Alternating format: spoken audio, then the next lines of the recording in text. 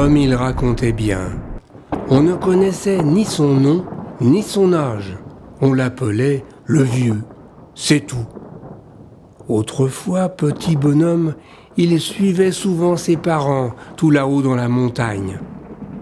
Un petit garçon qui tremblait face aux éléments déchaînés. C'était il y a bien longtemps, mais il se souvenait de chaque détail. Grondements menaçants, nuages qui éclataient de colère et précipitaient violemment des hordes de grosses gouttes d'eau en rang serré sur la terre pour former un flot, qui de pierre en pierre dévalait la pente vers la liberté, là-bas, toujours plus bas, plus loin, pour rejoindre les terres accueillantes. En ce temps-là, les eaux semblaient inépuisables. Dans un bouillonnement impressionnant, aucun rocher ne semblait pouvoir les freiner, comme si elles avaient décidé de montrer toute leur puissance. Au passage, elles formaient même de nouvelles nuées, dont certaines remontaient vers le ciel pour enchaîner un nouveau cycle.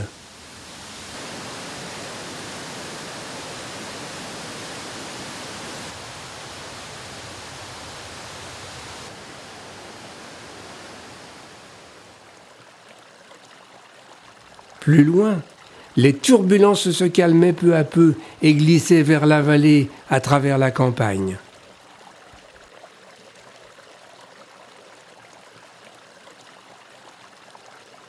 Au passage, le trop-plein pénétrait dans le sol. Poussés par la pression, les sources s'infiltraient au travers des pierres pour que vive la nature, pour le bonheur du monde. Partout, on pouvait sans crainte boire les eaux de la terre. Dans les eaux cristallines s'épanouissait alors tout un univers où la vie prenait des formes improbables. Tout devenait possible.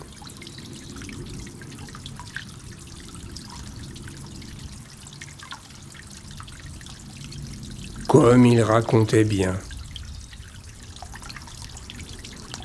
Chacun écoutait avec ferveur, tentant d'imaginer ce monde disparu, ce monde où l'eau coulait sans limite, abondante et pure. Oui, de l'eau pure. Même ceux qui n'arrivaient pas à y croire, qui doutaient malgré tout, se surprenaient tout de même à rêver, et tous avaient les yeux qui brillaient.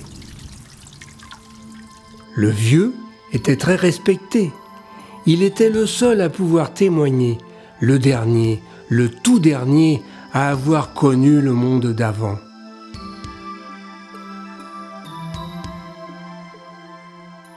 Les jours s'écoulaient, joyeux comme le fil de l'eau. À l'époque, tout cela semblait normal, comme si le bonheur était un dû.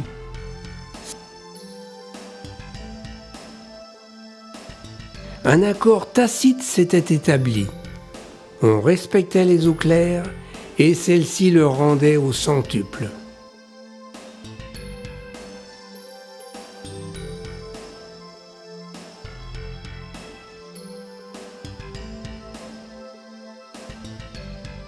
Certains goûtaient le calme, en observant le courant, hypnotique et tranquille.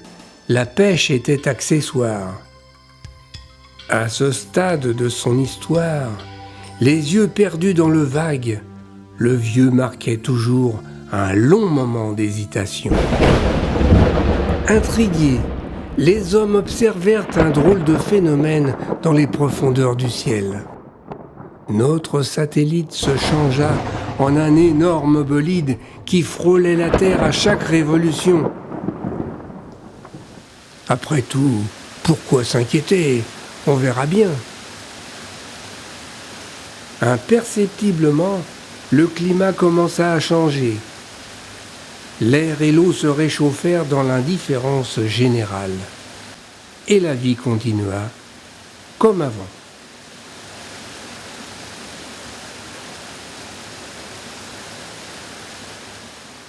Sauf que l'eau du ciel se faisant plus rare, les cours d'eau ne pouvaient plus absorber les tonnes de produits toxiques rejetés par les hommes. Une mousse inquiétante se répandait un peu partout. Les fontaines avaient cessé de chanter, mais non, personne n'y prêta la moindre attention. Simple curiosité naturelle, ça allait passer.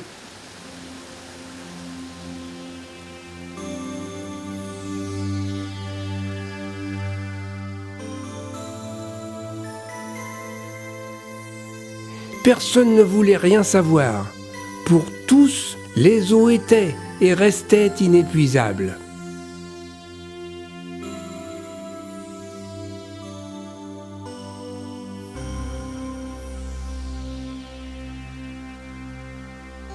Pollution? Le vieux devenait pénible. C'était un vieux, il ne comprenait rien.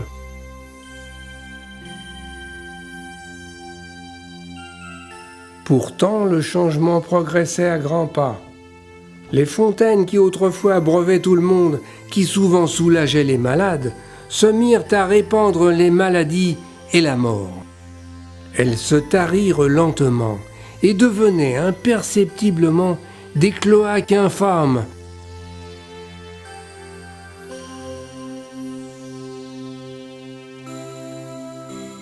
Réunions, bonnes résolutions, tractations, en dernier recours, on tenta de reprendre conseil auprès du vieux. En vain. Trop tard. Lui, il se doutait bien. Préparez-vous, la fin s'approche. Rien n'est éternel, tout est fragile.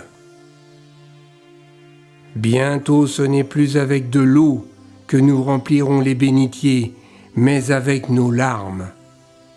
Alors, dans un dernier sursaut, nous nous souviendrons peut-être du vieux qui nous racontait qu'avant, c'était comme ça. Et des croix se dresseront vers le ciel dans le grand silence des fontaines. Et il ne nous restera plus que la prière.